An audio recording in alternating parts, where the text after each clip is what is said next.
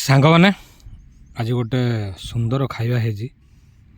ଏଇ ସବୁଦିନ ଭଳିଆ ଭାତ, ତା ସାଙ୍ଗରେ ମସୁର ଡାଲି, ସାଇଡ଼ରେ ଗୋଟେ ପିଆଜ। ଲୁଣ ମୁଁ କମ୍ ଖାଉଛି, ବ୍ଲଡ଼ ପ୍ରେସର୍ ଅଛି। ସବୁଠୁ ଆଜ୍ଞା ଗୋଟେ ଭଲ ହେଲା ଆଳୁ, ବାଇଗଣ, ଟମାଟର ଆଉ ଲିମ୍ବ ଫୁଲ ପଡ଼ି ଛୋଟ ଭଜାଟେ ହେଇଛି। ସବୁଦିନ ଭଳିଆ ଆମ୍ବ ଆଚାର ପଡ଼ିଛି, କଞ୍ଚା ଆମ୍ବକୁ ଆଚାର କରାହେଇଛି। ଗୋଟେ ନୂଆ ଆଇଟମ୍ ହେଇଛି, ବୁଟ ପଡ଼ିଛି, ଟମାଟୋ ପଡ଼ିଛି, ଆଳୁ ପଡ଼ିଛି ଆଉ ଲୌକି ପଡ଼ି ଗୋଟେ ତରକାରୀ ହେଇଛି। ଏମିତି ସାଇଡ଼ରେ ପାଣି ବୋତଲ ଗୋଟେ।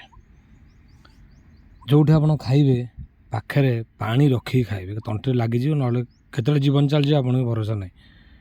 ତେଣୁ ଏଇ ପ୍ରକାର ସାଧା ଯେଉଁ ଖାଇବାଟା ମଜା ଆଜ୍ଞା କେବେ ମିଳେନି। ଦ୍ୱିତୀୟତଃ ଆମେ ବାହାରେ ରହିକି ଖାଉଛୁ ମାନେ ଜଙ୍ଗଲ ଏରିଆରେ ଗଛ ଛାଇ ତଳେ, ତା'ର ଟେଷ୍ଟିଂଟା ଆଜ୍ଞା ଖାଇବାଟା ବହୁତ ମଜା। ଦେଖିଲ କେତେ ସୁନ୍ଦର ଭାତ ଡାଲି ହେଇଛି।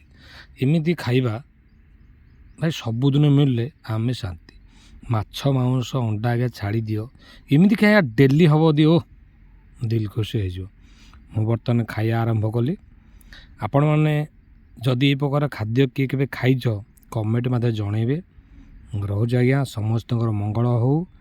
ଜୟ ଜଗନ୍ନାଥ।